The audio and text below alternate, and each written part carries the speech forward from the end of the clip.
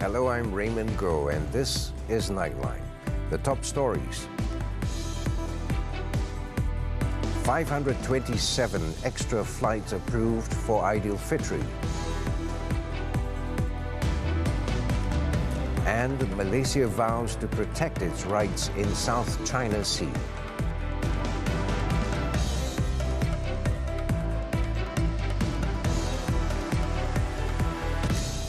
Good morning. The Transport Ministry has approved 527 additional flights for Aidilfitri this year. The ministry said the measure, implemented through the Malaysian Aviation Commission, MAVCOM, aims to meet the high demand for air travel during the festive season, especially from the peninsula to Sabah and Sarawak. In a statement, the Transport Ministry said it had taken proactive measures since early March and encouraged airlines to offer reasonable fares. It said MAVCOM has also approved all additional capacity requests by airlines offering fixed fares to major destinations in Malaysia. The statement read that fixed fare tickets were sold out quickly. In fact, normal fare tickets also saw a high purchase rate, which led to increased prices for the remaining tickets. It added the ministry and MAVCOM held discussions with Malaysia Airlines Berhad, MAB, when the capacity of low-cost airlines was insufficient, and the MAB agreed to use the wide-body Airbus A330 aircraft for 40 Kuala Lumpur-Kota Kinabalu flights, and this has helped lower the fares. The additional flights involved 118 flights from Peninsular Malaysia to Kota Kinabalu, 70 to Tawau, 32 to Sandakan, 102 to Kuching, 34 to Sibu, 20 to Miri, and 14 to Bintulu. The additional flights are on top of the 5,617 flights scheduled to operate within Peninsular Malaysia, 2,149 flights between Peninsular Malaysia and Sarawak, and 2,033 flights between Peninsular Malaysia and Sabah. The government has been consistent that it is firmly committed to protecting its sovereign rights and interests in the South China Sea, and that it has not compromised on state oil and gas firm Petronas's exploration works in the area. Prime Minister Datuk Seri Anwar Ibrahim has quashed the opposition's claims that he purportedly made careless remarks on the South China Sea and said they would have gotten a clearer understanding on Malaysia's firm stance on its territories in the South China Sea had they attended Parliament and listened to the explanation provided on the matter. Negara China berkatakan dia bertindih. Dia cakap kalau bertindih kita bincang, tapi tidak menghalang kita untuk menangguh projek jalan. Jadi apa yang percanggahan yang kita kompromi apa? Projek jalan, cari gali oleh Petronas di kawasan kita yang kita percaya sebagai kawasan kita tidak langsung terjejas. The Prime Minister was speaking at the Kita Untuk Kita program launched at the Kampung Baru Highcom People's Housing Projects on Saturday. On Thursday, Perikatan National Chairman Tan Sri Muhyiddin Yassin claimed Datuk Seri Anwar had indirectly acknowledged China's claim on an area that officially belonged to Malaysia, adding that Malaysia's territory must be defended. The Bersatu president said Petronas's exploration project was within Malaysia's territory and could not be negotiated or demanded by China, adding that Datuk Seri Anwar's statement could threaten Malaysia's sovereignty. However, Datuk Seri Anwar stressed that Petronas's activities in the South China Sea would continue and reiterated that he had conveyed this matter to the Chinese government. Dia tak baca kenyataan. Apa kenyataan saya? Kita akan terus dengan projek cari gali Petronas. Noktah. Okey? Tak ada langsung yang saya sebut saya nak tolak langsung. Dan ini saya sampaikan kepada pemimpin negara China yang tidak dilakukan oleh beliau. Tuan Bangka, ini dia tidak dapat tumpu. Tak hadir parlimen, tak dengar pandangan kita, tak baca kenyataan dan juga ulasan. Kerana saya konsisten saya sebut, cari gali oleh Petronas tetap diteruskan. The Prime Minister in Parliament on Tuesday said when Beijing expressed concern over the territory, he stressed that the two governments could discuss the matter, but maintained that China should not stop Petronas's exploration project from continuing. He said the matter was raised with Chinese President Xi Jinping and his counterpart Li Qiang during his visit to the country recently.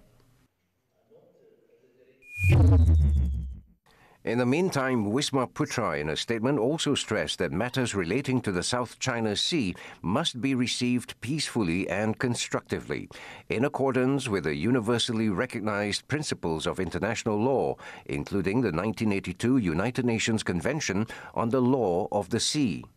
It stressed that Datuk Sri Anwar Ibrahim's use of the word negotiation when responding to a question on the South China Sea in the Dewan Rakyat on Tuesday was meant to emphasize Putrajaya's diplomatic approach. The statement said the Prime Minister made the point that issues relating to the South China Sea should be discussed or resolved in a peaceful manner, utilizing existing platforms and through diplomatic channels, and without compromising Malaysia's principal position to avoid any escalation of disputes and the threat or use of force. This was in line with the provisions of the Declaration of the Conduct of Parties in the South China Sea DOC.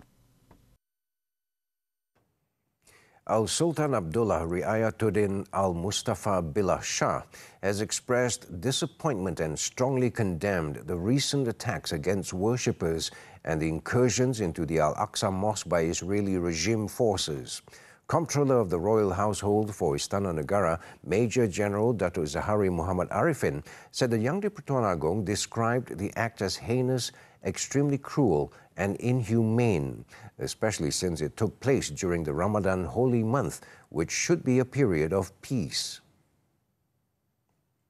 In a statement on Saturday, the king described the actions of the Israeli army as not only unlawful, but also a violation of human rights and the sanctity of the mosque.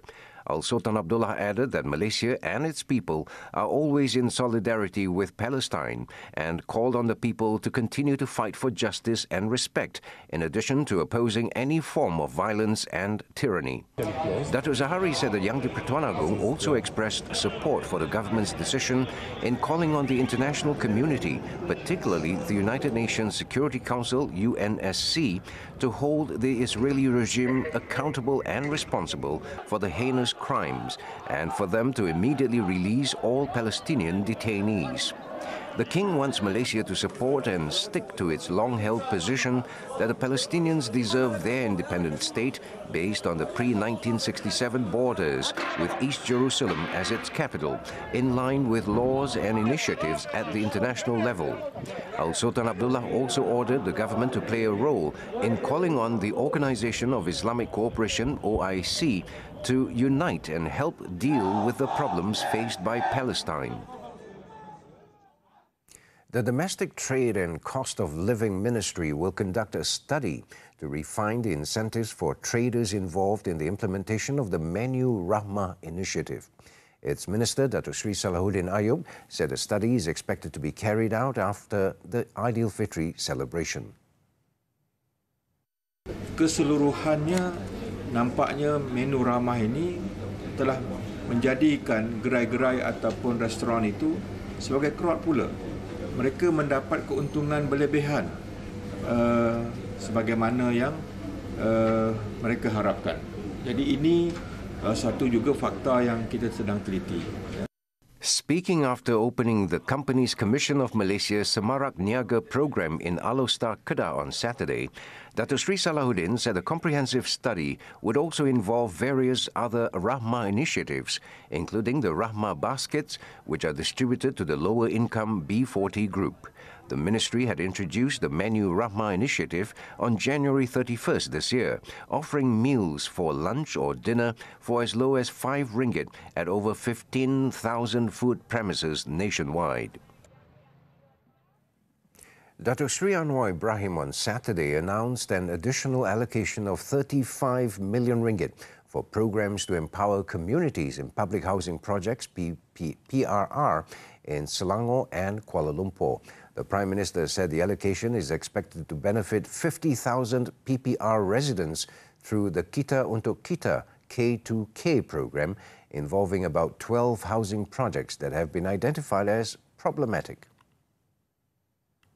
Tentunya 35 juta. Ini tambahan daripada apa yang kita luluskan, ya. Saya umumkan hari ini kerana tertarik dengan apa yang dilakukan dan saya percaya kita akan bincang dengan penduduk apa yang menjadi keutamaan, tapi saya juga setuju sebahagian dari peruntukan ini juga akan membantu dalam memasarkan pengeluaran perniagaan yang dihasilkan oleh penduduk tempatan. He said this to the media after launching the K2K program, which was also attended by Selangor Menteri Besar Datuk Sri Amiruddin Syari and Deputy Local Government Development Minister Akmal Nasrullah Muhammad Nasir in Shah Alam.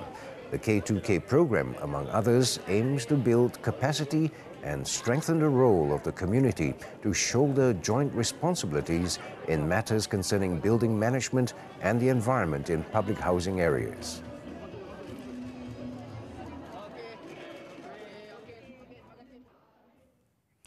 Commenting on UMNO's decision to submit an application to the Yang di-Pertuan Agong to consider giving Datuk Sri Muhammad Najib Tun Razak a pardon, Datuk Sri Anwar said the matter is not an issue as everyone can apply for a pardon and all parties should comply with the stipulated rules and conditions.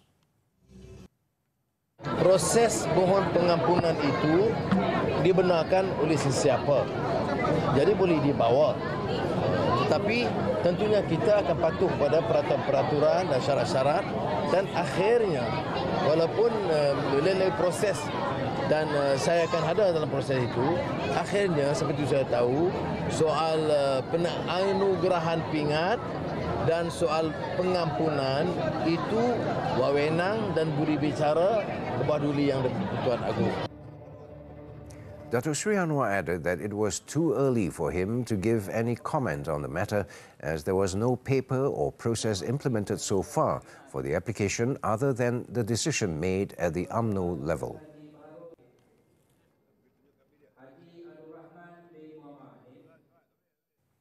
Speaking at another event, Datuk Sri Anwar has urged for all policies made under the unity government to apply the quality of balance as emphasized in the Quran. The Prime Minister said this is to ensure a more comprehensive implementation of policies across all levels of society. Kerana tidak ada equilibrium atau keseimbangan. Yang bila kerusakan, fasad yang berlaku itu selalunya menimpa rakyat, terutama rakyat yang lebih rendah kedudukan mereka atau lebih miskin. Sebab itu bila orang itu diamanahkan, kata fahami sebagai ahli parlimen lepas pantai. Sekarang saya lantik dia sebagai menteri. Muda-muda sikit. Maknanya dia itu bukan mewakili bangsa South saja. Dia mewakili Kerinci. Dia mewakili semua rakyat. Maknanya keluhan rakyat itu mesti didengar dan dasar kerajaan ini mesti mengambil kira perimbangan yang disebut dalam Quran. He said this in his speech during the Federal Territory Noor Ramadan program held at Ar-Raha Mosque in Kampung Kerinci on Saturday evening. Also present were his wife, Datuk Sri Dr. Wan Azizah Wan Ismail, and Communications and Digital Minister Fahmi Fadzil, who is also a Lembah Pantai Member of Parliament. At the event, the Prime Minister also handed out cash aid of 200 ringgit each to 300 underprivileged in the constituency.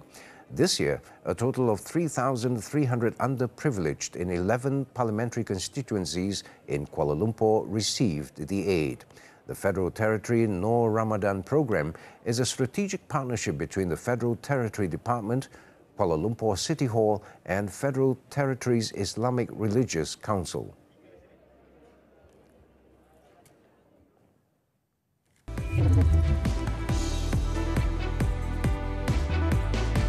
Chinese military rehearses encirclement of Taiwan. More from the foreign front after this short break.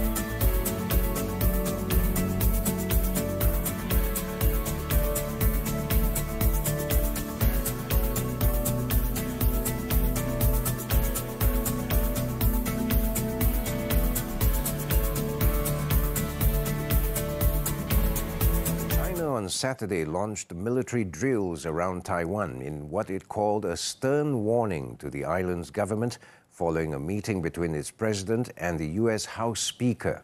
The People's Liberation Armies, in a statement, said that the three-day operation, which state media said includes rehearsing and encirclement of Taiwan, will run until Monday.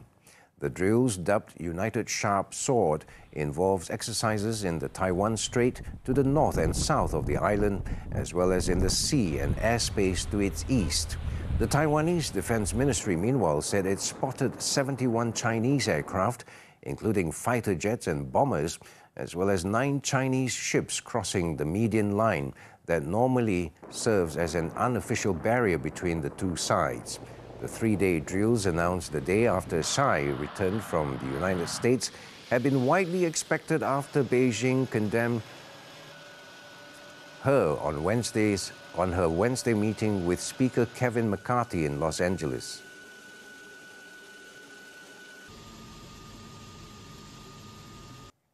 Authorities in Hanoi have ordered travel agencies not to organize tours to the famed Train Street that has been closed for tourism purposes to ensure safety for tourists and avoid causing traffic congestion.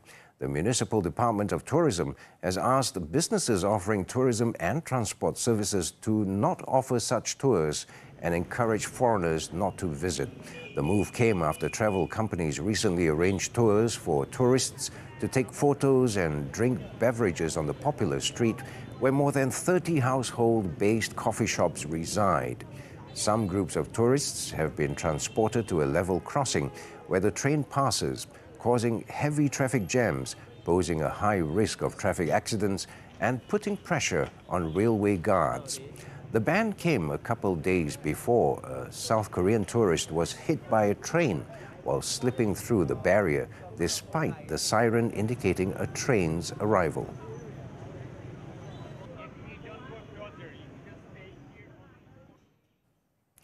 A federal judge in Texas overturned the 2-decade-old approval of a safe and effective abortion pill on Friday, the latest volley in a conservative battle against reproductive rights in the United States.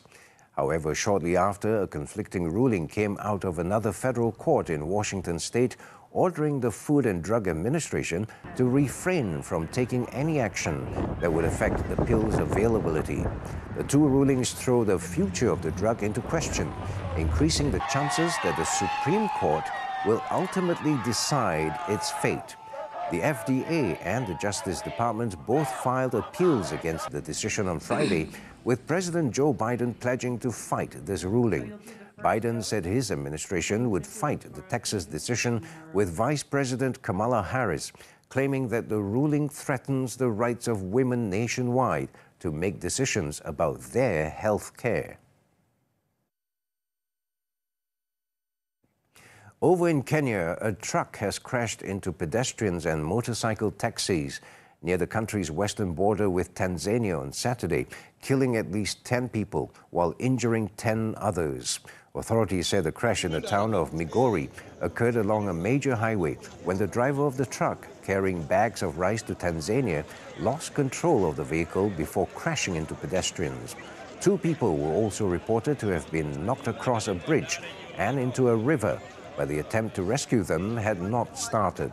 The death toll is expected to rise as the operations to free more victims begin. Many Kenyans travel to their rural homes during the Easter holidays, and road accidents during the busy season are common.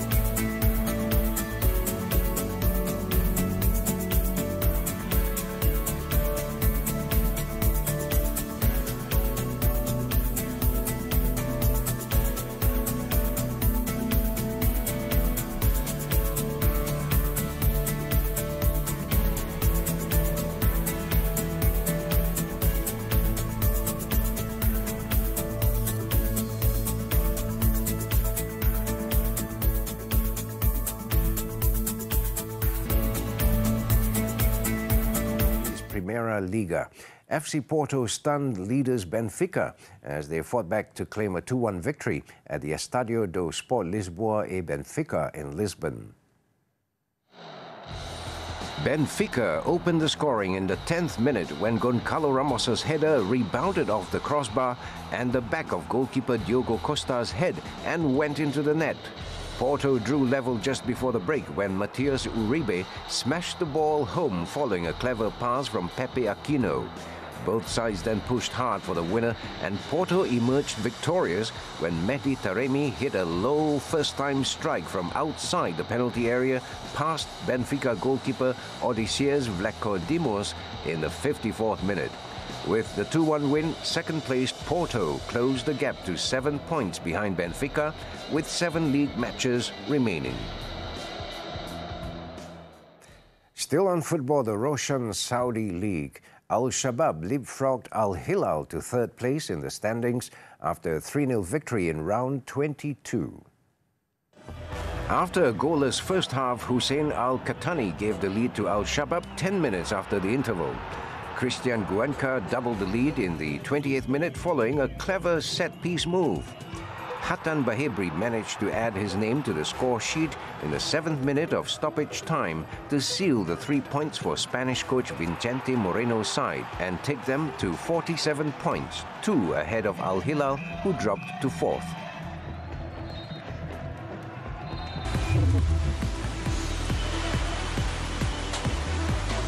Still to come, storm wreaks havoc in Puchong. Stay tuned.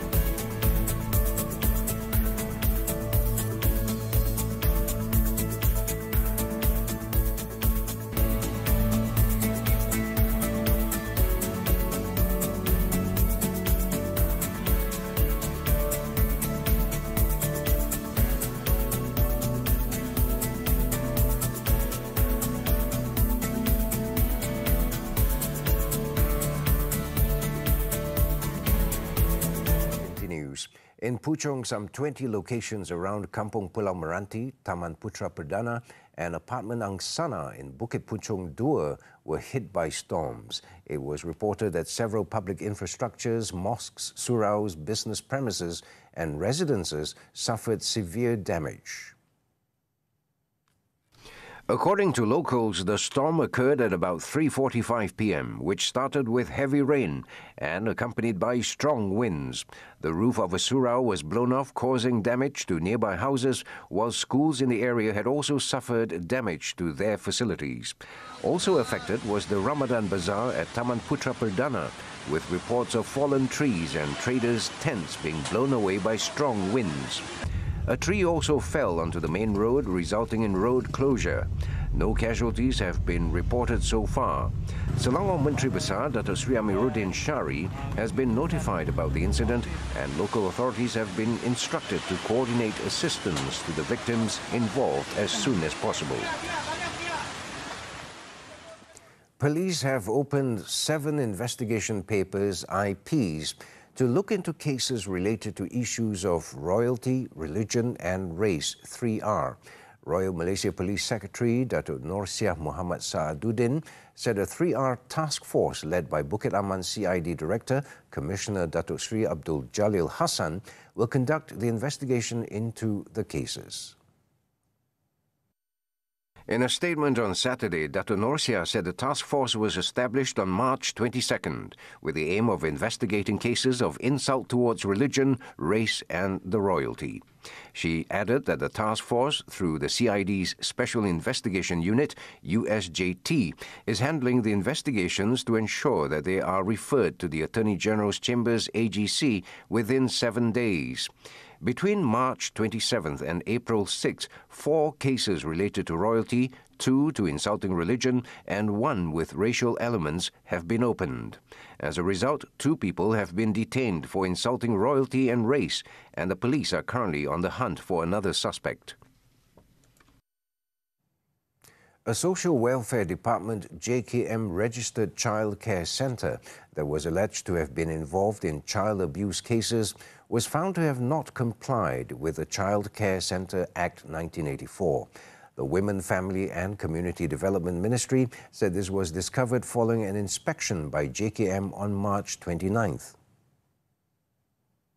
In a statement on Saturday, the ministry said the operator has been given a warning notice to make improvements immediately and was in the process of temporarily closing the centre for the purpose of providing a safe environment for children and improving the quality of care at the centre. It also said the ministry viewed the issue seriously and will not compromise on the safety of children at childcare centres under JKM. It said it is the responsibility of the operators to monitor the babysitters to ensure that the children are safe, and if there is negligence on the part of the babysitter that results in injury to the child, immediate action should be done by reporting the matter to the department and police. According to the ministry, the departments will work with the police to ensure that the children who are victims get proper justice.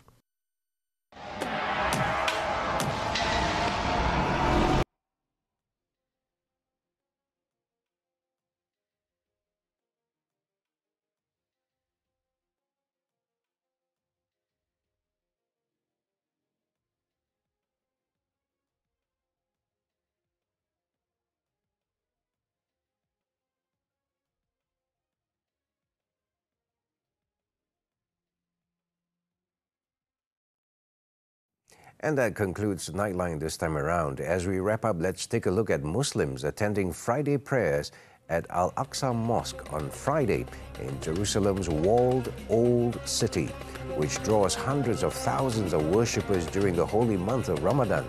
With that, I'm Raymond Go. Thank you for tuning in, and to our Muslim viewers, Selamat Bersahur.